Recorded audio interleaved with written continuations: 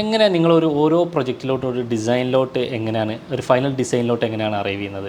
നമ്മൾ ഒരു ഡിസൈൻ എന്ന് പറയുന്നത് അതിൻ്റെ മെയിൻ ഘടകം എന്ന് പറയുന്നത് നമ്മുടെ പ്ലാനിങ് ആണ്. കാലഘട്ടത്തിൽ നമ്മൾ ഈ വീട് കണ്ടാലും നമുക്ക് ആ ഒരു റിഫ്രഷിങ് ഫീല് ആ വീടിന് ഉണ്ടാവണം. അതുകൊണ്ടാണ് നമ്മൾ ആ പാലറ്റ് ഈ ഒരു വീടിന് സെലക്ട് ചെയ്തിരിക്കുന്നത്. ഹായ്, ഞാനിന്നിവിടെ ചെർപ്പളശ്ശേരിയിലുള്ള മാഷ റെസിഡൻസിലാണുള്ളത്. ടി സ്ക്വയർ ആർക്കിടെക്ട്സ് ഡിസൈൻ ചെയ്ത് ഗ്ലെൻഎർത്ത് കൺസ്ട്രക്ഷൻസ് എക്സിക്യൂട്ട് ചെയ്തിട്ടുള്ള ഒരു പ്രൊജക്റ്റാണിത്. സോ നമ്മുടെ കൂടെ ഇന്നുള്ളത് ഈ ഒരു പ്രൊജക്റ്റിൻ്റെ പ്രിൻസിപ്പൽ ആർക്കിടെക്റ്റ് ആയിട്ടുള്ള ടി സ്ക്വയറിൻ്റെ പ്രിൻസിപ്പൽ ആർക്കിടെക്റ്റ് ആയിട്ടുള്ള ആർക്കിടെക്ട് സ്വരൂപാണ്. നമുക്ക് ഈ ഒരു പ്രൊജക്റ്റിൻ്റെ വിശേഷങ്ങൾ, എങ്ങനെ ഈ പ്രൊജക്റ്റ് ഈ ഡിസൈനിലോട്ട് അറൈവ് ചെയ്തു, എങ്ങനെയൊക്കെ ഈ ഒരു പ്രൊജക്റ്റ് ഇവോൾവ് ചെയ്തു എന്നുള്ളത് നമുക്ക് ആർക്കിടെക്റ്റിൽ നിന്ന് തന്നെ ചോദിച്ചറിയാം. നമുക്ക് റഷീദ് ക നിങ്ങളുടെ അടുത്തൊരു ക്ലയൻ്റായിട്ട് വരുന്ന സമയത്ത് എന്തൊക്കെയായിരുന്നു ക്ലയൻറ്റിൻ്റെ റിക്വയർമെൻറ്റ്സ് ആയിട്ട് വന്നിട്ടുണ്ടായിരുന്നത്? റിക്വയർമെൻറ്റ്സ് എന്ന് പറഞ്ഞിട്ടുണ്ടെങ്കിൽ എന്താണ്, പുള്ളി വന്നത് തന്നെ പുള്ളിയുടെ ഒരു സ്വപ്ന ഭവനം എന്നുള്ളൊരു കോൺസെപ്റ്റാണ്. അതായത് എല്ലാവർക്കും സ്വപ്നഭവനം തന്നെയാണ് ജീവിതത്തിൽ ഒരു പ്രാവശ്യം മാത്രം നടക്കുന്ന, മിക്കവർക്കും ഒരു പ്രാവശ്യം മാത്രം നടക്കുന്നൊരു കാര്യമാണ്. അപ്പം പുള്ളി നമ്മുടെ അടുത്ത് വന്നപ്പോൾ എന്ന് വെച്ചിട്ടുണ്ടെങ്കിൽ പുള്ളിയുടെ ഒരു വലിയ ഫാമിലിയാണ്. ഒരു പുള്ളിയും വൈഫും പിന്നെ ഒരു 5 കുട്ടികളും അടങ്ങുന്ന ഒരു ഫാമിലിയാണ്. അപ്പം അവരെ എല്ലാവരെയും ഉൾക്കൊള്ളിക്കുന്ന രീതിയിലുള്ള റിക്വയർമെൻറ്റ്സ് ആണ് മെയിൻലി വന്നത്. അതായത് ഒരു 4 ബെഡ്റൂം, പിന്നെ ഒരു വലിയൊരു ലിവിങ് ഏരിയ, വലിയൊരു ഡൈനിങ്, കിച്ചൺ, അതായത് എല്ലാം ഒരു ലാർജ് സൈസ്, ഒരു എക്സൽ സൈസ് തന്നെ വേണമെങ്കിൽ പറയാം. പിന്നൊരു പൂളും കൂടെ ഇൻക്ലൂഡ് ചെയ്യണം എന്നുള്ളൊരു റിക്വയർമെൻ്റ് ഉണ്ടായിരുന്നു. എന്നാൽ വേറൊന്നെന്ന് പറഞ്ഞിട്ടുണ്ടെങ്കിൽ യുണീക്ക് ആയിരിക്കണം എന്നുള്ള ഒരു മെയിനായിട്ടുള്ളൊരു റിക്വയർമെൻ്റ് ആയിരുന്നു. എന്തായാലും ആ ഒരു റീജിയനിൽ ഒരു യുണീക്ക് ആയിട്ടുള്ളൊരു ഡിസൈൻ ആയിരിക്കണം. അപ്പോൾ അതുകൊണ്ടാണ് പുള്ളി ഒരു ആർക്കിടെക്റ്റിനെ ഹയർ ചെയ്യാൻ തന്നെ തീരുമാനിച്ചത്.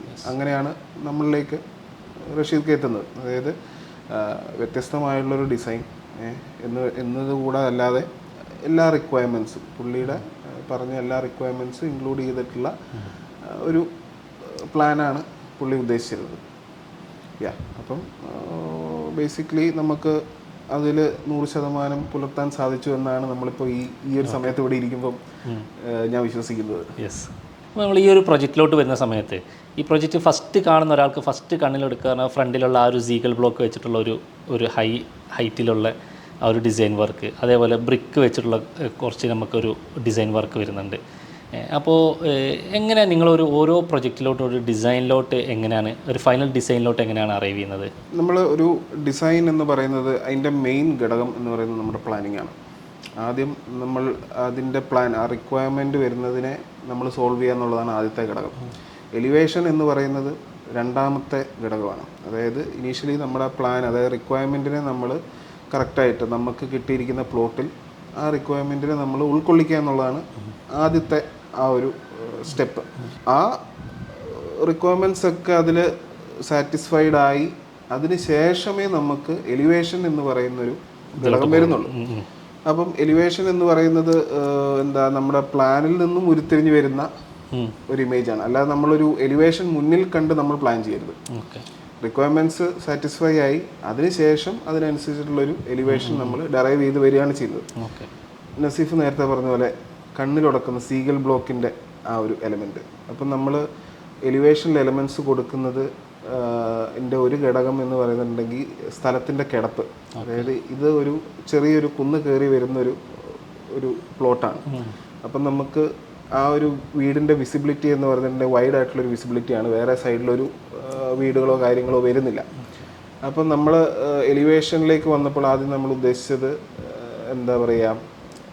ഒരു കോണ്ടംപററി ബട്ട് ഈ പറയുന്ന പോലെ നമുക്കൊരു ഡൗൺ ടു എർത്തി ആയിട്ടുള്ളൊരു എലമെൻറ്റ്സ് വരണം എന്നുള്ളൊരു ചിന്തയുണ്ടായിരുന്നു. അപ്പം നമ്മൾ മെയിൻലി സീഗൽ ബ്ലോക്ക് സെലക്ട് ചെയ്തു മെറ്റീരിയൽ എന്നുള്ള രീതിയിൽ. അത് വെച്ചിട്ട് നമ്മളൊരു ഒരു ജോമെട്രിക്കൽ പാറ്റേൺ ആണ് നമ്മൾ കൊടുത്തിരിക്കുന്നത്. അപ്പം നമ്മൾ എലിവേഷൻ്റെ ലോങ് ഷോട്ട് കാണുമ്പോൾ നമുക്കൊരു ബോക്സുകൾ അടുക്കി വെച്ച പോലത്തെ ഒരു ജോമെട്രിക്കൽ ഷേപ്പാണ് നമുക്ക് വരുന്നത്. അപ്പോൾ ആ ജോമെട്രീസ് നമ്മൾ ക്രിയേറ്റ് ചെയ്തിരിക്കുന്നത് സീഗൽ ബ്ലോക്സും ബ്രിക്സും വെച്ചിട്ടാണ് നമ്മളത് ക്രിയേറ്റ് ചെയ്തിരിക്കുന്നത്. നമ്മളതിൻ്റെ എലിവേഷൻ നമുക്ക് കാണുമ്പോൾ അത് മനസ്സിലാവുന്നുണ്ട്. അപ്പം പിന്നെ നേരത്തെ നമ്മൾ പറഞ്ഞ പോലെ ഒരു ഏർത്തി ആയിട്ടുള്ള എലമെൻറ്റ്സ് ആണ്, കളേഴ്സ് ആണേലും എല്ലാം നമ്മൾ ആ ഒരു പാലറ്റിലേക്കാണ് പോയിരിക്കുന്നത്. അപ്പം നമുക്ക് ലാൻഡ്സ്കേപ്പുമായിട്ട് ബ്ലെൻഡ് ചെയ്ത് നിൽക്കുന്ന ഒരു സ്ട്രക്ചർ എന്നുള്ള രീതിയിൽ കാണാൻ പറ്റും. കാണാം. അപ്പോൾ ഈവൻ അത് ഒരു മോഡേൺ ഡിസൈൻ ആണെന്നുണ്ടെങ്കിലും അതിൽ കുറേ എർത്തി എലമെൻറ്റ്സ് ആഡ് ചെയ്യുക. അതേപോലെ തന്നെ എനിക്ക് തോന്നുന്നു സ്റ്റാൻഡ് ഔട്ട് ചെയ്യുക, അതായത് ഇപ്പം കാലത്തിന് സ്റ്റാൻഡ് ഔട്ട് ചെയ്ത് നിൽക്കാൻ പറ്റുന്ന രീതിയിലുള്ള കളേഴ്സാണ് സെലക്ട് ചെയ്തിട്ടുള്ളത്. അതായത് നമ്മൾ ഈ പറയുന്ന പോലെ 1-2 വർഷത്തിനല്ല നമ്മളൊരു വീട് പണിയുന്നത്, ഒരു 20 വർഷം 30 വർഷം മിനിമം കാണണം. അപ്പം അത്രയും വർഷം നമ്മളത് പഴയതായി പോകരുത്. എന്ന് കണ്ടാലും വീടിന് ആ ഒരു പുതുമയുണ്ടാകണം. നമ്മൾ ആ പുതുമ എന്ന് പറയുമ്പോൾ നമ്മൾ എപ്പോഴും നേച്ചർ കാണുമ്പോൾ നമുക്ക് എപ്പോഴും ഒരു റിഫ്രഷിംഗ് ആണ്. നമുക്ക് എന്നും ഏത് കാലഘട്ടത്തിൽ നമ്മൾ ഈ വീട് കണ്ടാലും നമുക്ക് ആ ഒരു റിഫ്രഷിംഗ് ഫീല് ആ വീടിനുണ്ടാവണം. അതുകൊണ്ടാണ് നമ്മൾ ആ പാലറ്റ് ഈ ഒരു വീടിന് സെലക്ട് ചെയ്തിരിക്കുന്നത്. നമ്മളിപ്പോൾ ഈ വീട്ടിലോട്ട് വരുന്ന സമയത്ത് ഈ വീട്ടിലിപ്പം നമ്മൾ സ്പേസസ് അറേഞ്ച് ചെയ്തത് നോക്കുന്ന സമയത്ത് അതെങ്ങനെയാണ് നിങ്ങൾ ആ ഒരു ഡിസിഷനിലോട്ട് എത്തിയത്? ഇങ്ങനെയൊക്കെ സ്പേസസ് അറേഞ്ച് ചെയ്യണം, എവിടെയൊക്കെ ഏതൊക്കെ റൂമുകൾ വരണം എന്നുള്ളതൊക്കെ? അതായത് നമ്മുടെ ഇതിൻ്റെ പ്ലാനിങ്ങിൽ നമ്മൾ മെയിൻലി ശ്രദ്ധിച്ചിട്ടുള്ളതെന്ന് വെച്ചിട്ടുണ്ടെങ്കിൽ കോമൺ ഏരിയാസ് എല്ലാം ഓപ്പൺ ആണ്. അതായത് ഓപ്പൺ ആണെങ്കിൽ തന്നെ എല്ലാത്തിനും ഒരു പ്രൈവസി കിട്ടുന്ന രീതിയിലാണ് നമ്മൾ ചെയ്തിട്ടുള്ളത്. പിന്നെ ഒരു 4 ചുവരുകൾ കൂടുന്നത് ആകെ ബെഡ്റൂംസും വർക്ക് ഏരിയയും മാത്രമാണ്. ബാക്കിയെല്ലാം ഓപ്പൺ ആണ് ഇവിടെ. അതായത് ഓപ്പൺ ആണ്. പിന്നെ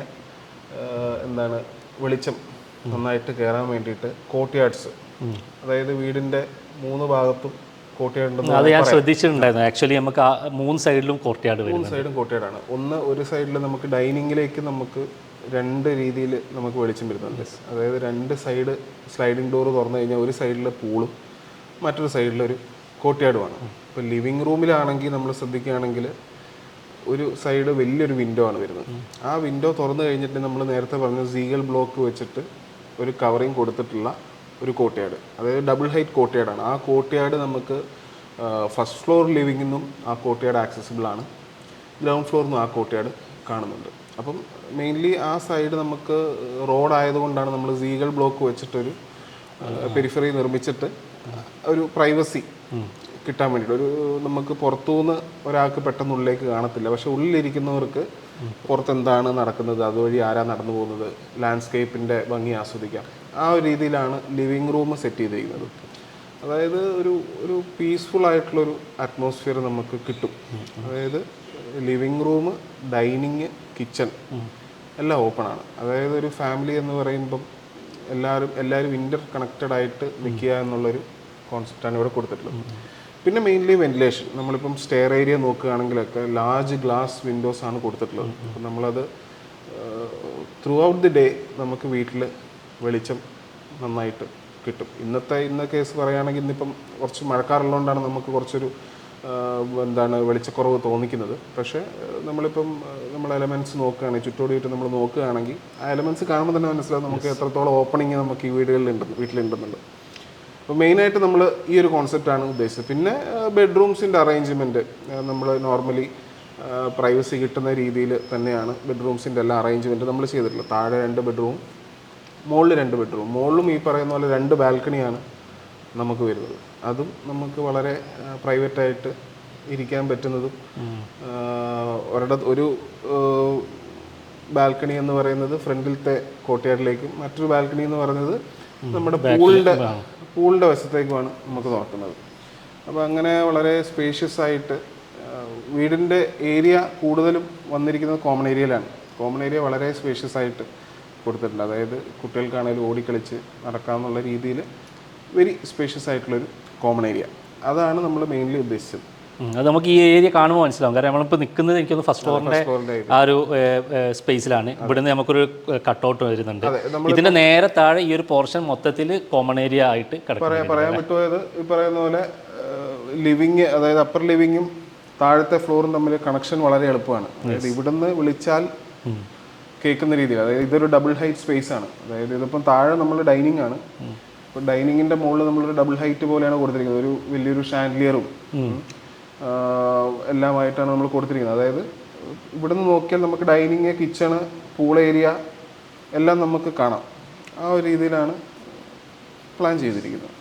നേരത്തെ നസീഫ് പറഞ്ഞ പോലെ അതായത് എല്ലാവരും ആർക്കിടെക്റ്റിൻ്റെ ഒരു സർവീസ് ആഗ്രഹിച്ചിട്ടാണ് ഇപ്പം നിൽക്കുന്നത്. ഒരു ആർക്കിടെക്ചറൽ സർവീസ് എന്ന് പറയുമ്പം നമ്മുടെ ഈ പ്രൊജക്റ്റിനകത്ത് പറഞ്ഞ പോലെ തന്നെ ക്ലയൻറ്റ് വന്നത് ഒരു യുണീക്ക് ആയിട്ടുള്ളൊരു ഡിസൈൻ വേണം എന്നുള്ളൊരു റിക്വയർമെൻ്റ് ആയിട്ടാണ്. അപ്പോൾ നമ്മൾ ആ ഒരു യുണീക്നെസ് കൊടുക്കുന്ന ചിലപ്പോൾ നമ്മൾ അവിടെ യൂസ് ചെയ്യുന്ന മെറ്റീരിയലിലും നമ്മൾ ഡിസൈൻ ചെയ്യുന്ന സ്പേസസിലും ഒക്കെ ആയിരിക്കും.